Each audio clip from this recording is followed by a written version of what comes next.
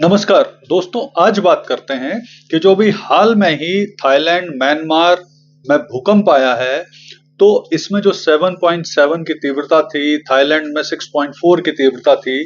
तो इसी संदर्भ में जानने की कोशिश करते हैं कि आखिर रिक्टर स्केल पर 1 पॉइंट की तीव्रता बढ़ने पर कितना खतरनाक हो जाता है भूकंप।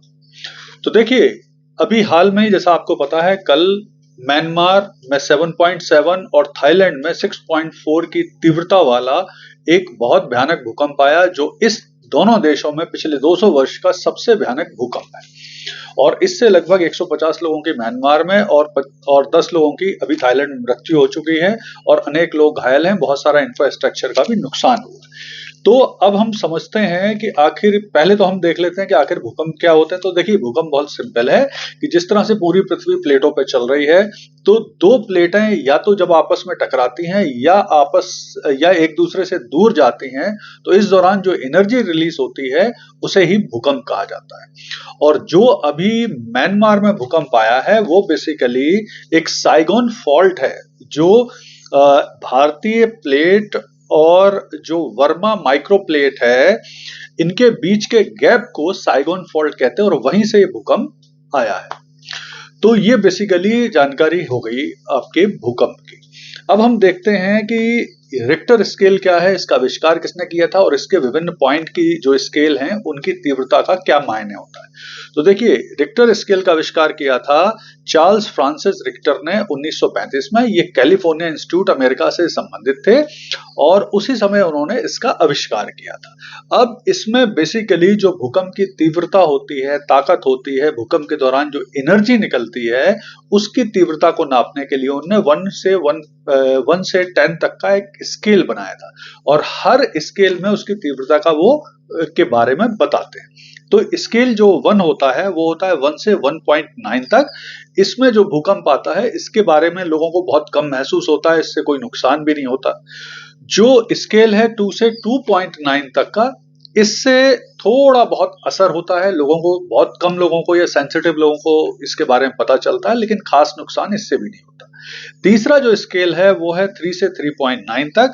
ये अधिकांश व्यक्तियों को ये भूकंप महसूस होगा, इससे वस्तुएं गिरती हैं, लेकिन बड़ा नुकसान इससे भी नहीं होता। चौथा जो स्केल है वो है 4 से 4.9 तक का। इसमें भी महसूस होता है, वस्तुएं गिरती हैं, थोड़ा बहुत नुकसान इंफ्रास्ट्रक्चर का इसमें होता है। लेकिन वास्तविक नुकसान होना शुरू होता है 5 से 5.9, जो नेक्स्ट स्केल है। इसमें भूकंप के झटके लगते हैं, कंपन होती है, पुरानी इमारतें गिरती हैं, भवन गिरना शुरू हो जाते हैं, इंफ्रास्ट्रक्चर को बड़ा नुकसान होना शुरू हो जाता है। जो नेक्स्ट स्केल है वो है 6 से 6.9। यहां से बड़े विनाश शुरू हो जाते हैं, बहुत बड़ा नुकसान होता है, तीव्र कंपन होता है, झटके लगना शुरू हो जाते हैं। जो एपिसेंटर होता है, एपिसेंटर के आसपास के 100 से 150 किलोमीटर एरिया में भारी नुकसान होता है। नेक्स्ट जो स्केल है वो है 7 से 7.9। ये बहुत बड़े भूकंप जितने भी दुनिया में आए हैं वो सब इसी स्केल के अंतर्गत हैं। इससे प्रभावित क्षेत्र में पूर्ण या आंशिक नुकसान होता है। एपिसेंटर से 500 किलोमीटर तक के एरिया में नुकसान होना शुरू हो जाता है, भारी मात्रा में इंफ्रास्ट्रक्चर का विनाश होता है, बड़ी इमारतें गिरती हैं, सुनामी भी पैदा हो सकती है समुद्री एरिया में। इसके बाद नेक्स्ट स्केल है 8 से 8.9। ये अत्यंत विनाशकारी भूकंप माने जाते हैं, बहुत भारी मात्रा में ये इंफ्रास्ट्रक्चर को नष्ट करते हैं, भवन इमारतें गिराते हैं, सुनामी, बड़ी सुनामियों को पैदा कर देते हैं, संरचना को स्थायी नुकसान पहुंचा देता है। इसके बाद जो लास्ट स्केल है वो है 9 से 9.9। ये इसे पूर्ण विनाश या भयंकर विनाश या पूर्ण इंफ्रास्ट्रक्चर विनाश की श्रेणी में या सर्वनाश की श्रेणी में से रखा जाता है। इससे भारी विनाश होता है। तो देखिए, ये है रिक्टर स्केल पर जो पैमाने हैं उनका वर्णन। इसके अलावा देखिए, बहुत सारे और पैमानों का इस्तेमाल भी अब होने लगा है, लेकिन अभी तक भूकंप के बारे में पूर्व अनुमान लगाना अभी तक संभव हुआ नहीं है। तो इसका तरीका यही है भूकंप से बचने के लिए कि इसके बारे में अवेयरनेस पैदा की जाए, जागरूकता पैदा की जाए। जैसे जापान में शुरू से वो ट्रेनिंग देते हैं, उस तरह की भूकंप रोधी इमारतें बनाते हैं, यही एक तरीका है। इसके अलावा हमें उम्मीद अब फिलहाल करना चाहिए कि म्यांमार, थाईलैंड में कम से कम जान माल का नुकसान हो, जो लापता हैं वो जीवित बच जाएं। भारत सरकार ने भी बड़ी मात्रा में, बड़ी संख्या में वहां पर सहायता देने का वचन दिया है।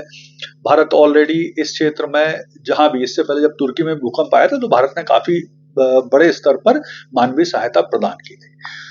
धन्यवाद।